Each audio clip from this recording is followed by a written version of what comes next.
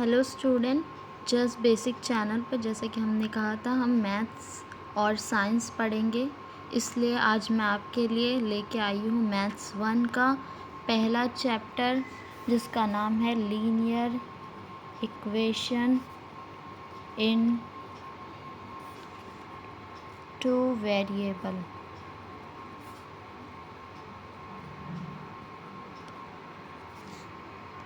Linear equation in two variable. तो क्या आप मुझे बता सकते हैं इक्वेशन का मतलब क्या होता है और लीनियर का मतलब क्या होता है?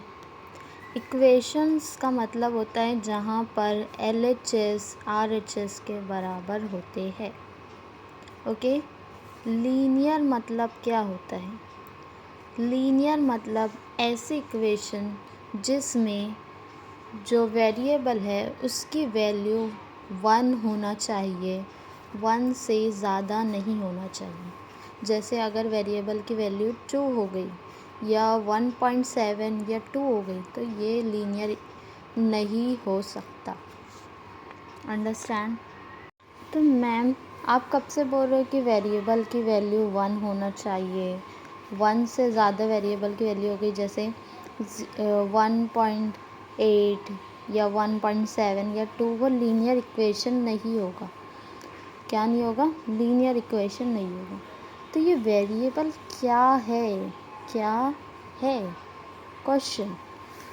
तो जब मैं ऐसे कुछ इक्वेशन लिखूं, मैंने ऐसे इक्वल के बाद ये क्यों डाला है? क्योंकि मैं इक्वेशन बना रही हूँ। ये क्या है? LHS और ये क्या है? RHS।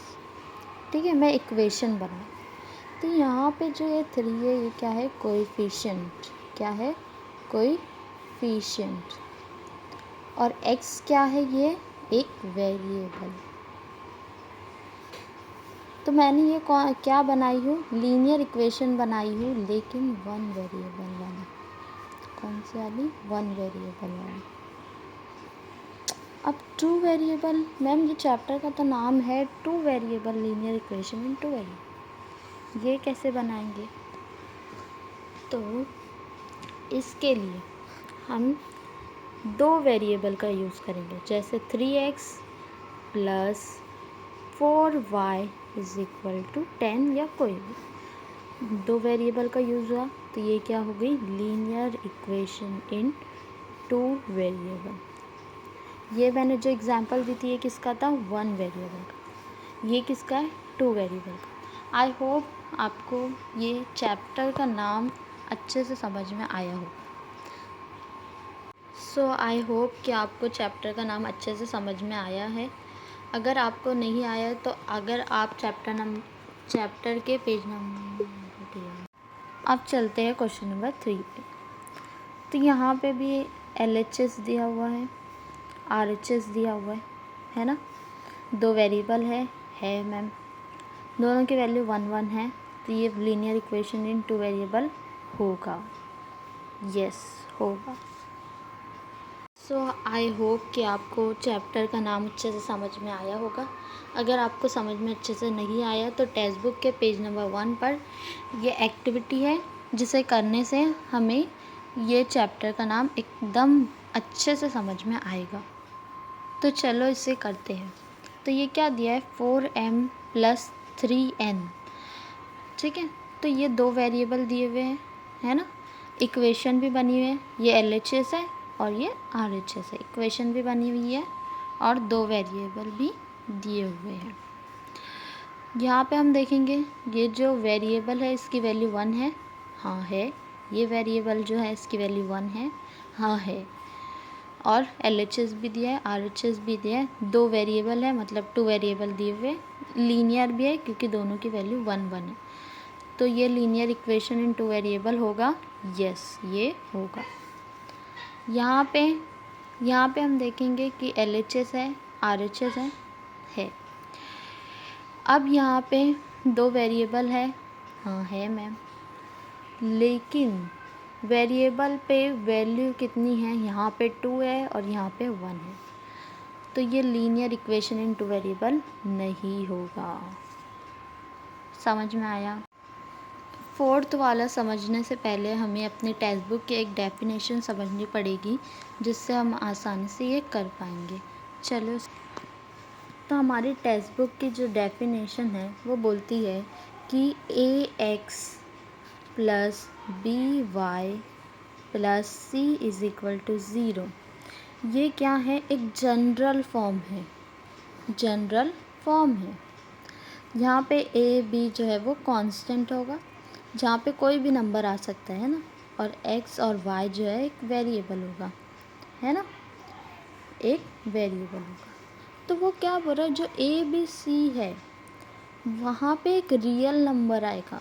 रियल नंबर मतलब 1 2 3 4 5 6,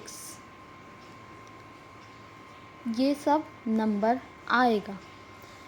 और क्या बोल रहा है, and A B are not equal to zero at the same time. हम ज़ीरो भी आ सकता है इसमें, लेकिन ज़ीरो भी आ सकता है, 1 2 3 4 5 6, कोई भी रियल नंबर यहाँ पे आ सकता है, 7 8 9 10, जो भी, बहुत सारे, है ना।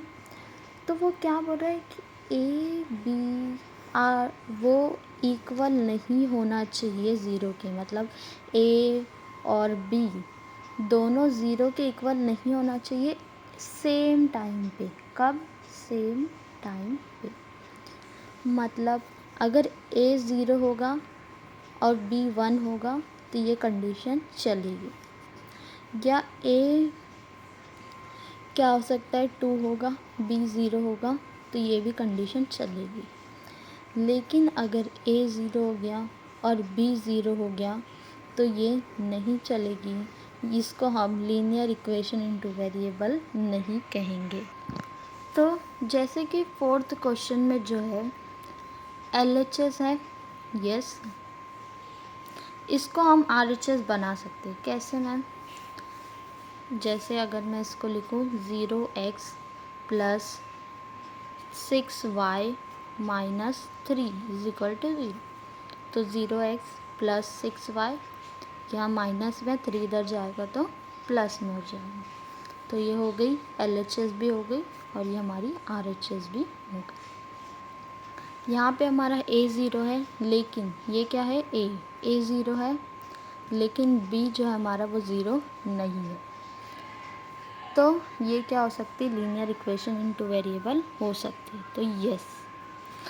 अब बहुत ही खूबसूरत सा ट्रिकी सा सवाल है नंबर 5। तो चलिए नंबर 5 को हम समझते हैं। तो 5 क्वेश्चन में पहले तो हमें क्या करना है, इसको LHS और RHS में बनाना है। तो 0.3x प्लस 0y, ये माइनस में है, वो साइड जाएगा तो क्या हो जाएगा, प्लस में हो जाएगा। तो ये बन गया LHS, ये बन गया RHS। अब a जो है वो हमारा क्या है, 0.3, ज़ीरो नहीं है, क्या है, 0.3। b जो है हमारा 0 है, 0.3 अलग होता है और 0 अलग होता है, तो ये लीनियर इक्वेशन इनटू वेरिएबल होगा, यस होगा।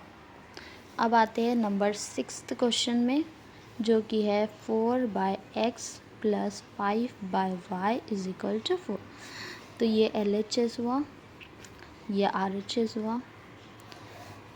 अब x नीचे है मैम, अब इसको कैसे करेंगे, तो नीचे है तो ऊपर लाएंगे तो माइनस ऐसे वे आ जाएगा, x के ऊपर क्या होगा, -1 हो जाएगा। वैसे ही यहाँ पे y नीचे, इसको ऊपर लाएंगे तो -1 हो जाएगा इज इक्वल टू 4। अब मैंने क्या बोली थी, LHS है ये, यस, RHS भी है।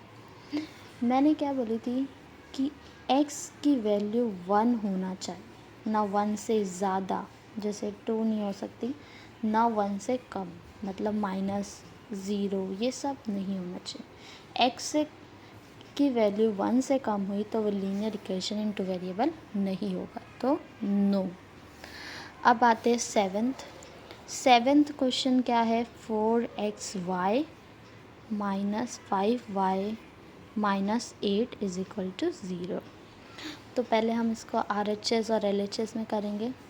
4xy minus Y is equal to, ये माइनस में उधर जाएगा तो प्लस में हो जाएगा। अब हो गया LHS RHS, पहले हम यही देखते हैं। अब हम देखेंगे कि दो वेरिएबल है, हाँ, लेकिन यहाँ पे जो है, यहाँ पे क्या है, दो वैल्यू है, वेरिएबल की दो वैल्यू है।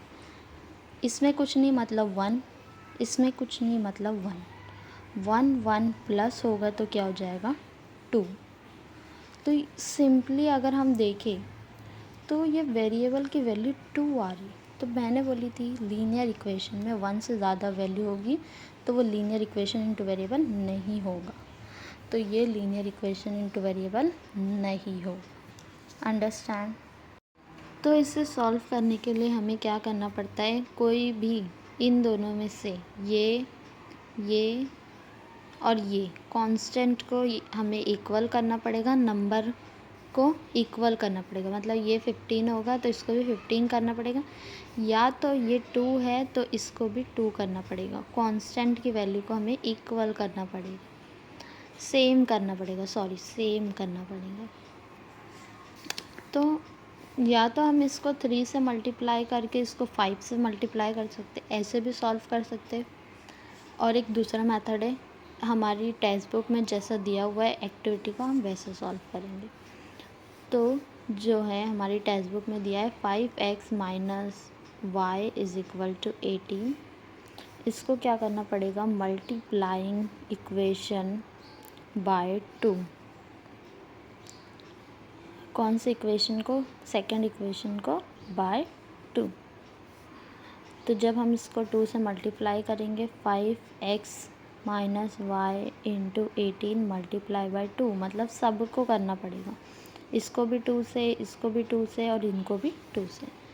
तो 5x into 2 is equal to 10x minus क्या हो जाएगा 2y।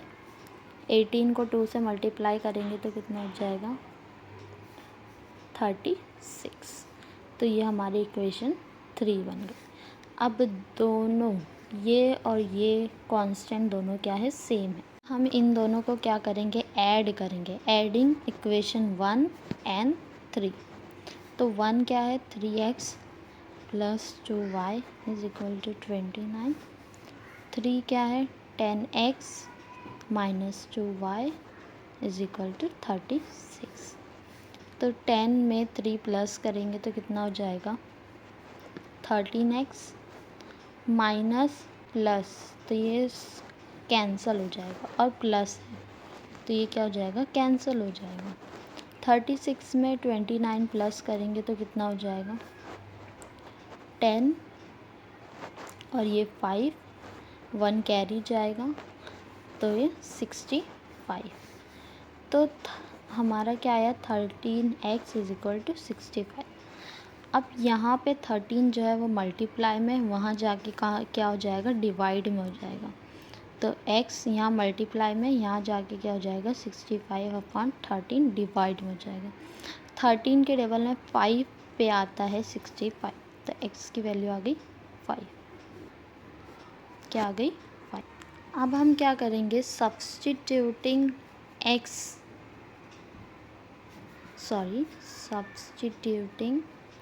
x जो है 5 है इन इक्वेशन 1 में हम ये वैल्यू डालेंगे।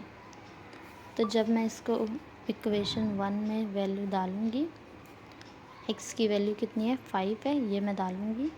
तो ये क्या हो जाएगा 3 into 5 plus 2y is equal to 29।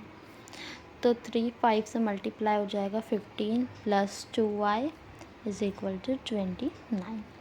अब यहाँ पे ये 15 जो है वो प्लस में, यहाँ जाके क्या हो जाएगा, ये साइड जाके माइनस में हो जाएगा।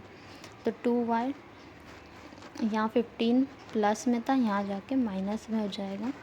तो ये क्या हो जाएगा 9 में से 5 गया बचा 4, 2 में से 1 गया बचा 1।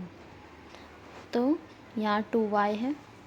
अब यहाँ 2y जो है वो मल्टीप्लाई में, यहाँ जाके क्या हो जाएगा डिवाइड में। तो 14 डिवाइडेड बाय 2, तो क्या हो जाएगा y की वैल्यू 7। तो y की वैल्यू हमको क्या मिली 7। तो ये हमारी टेक्स्ट बुक की एक्टिविटी का एक सल्यूशन। ये एक्टिविटी पेपर में आ सकती है 2 मार्क्स के लिए। ओके।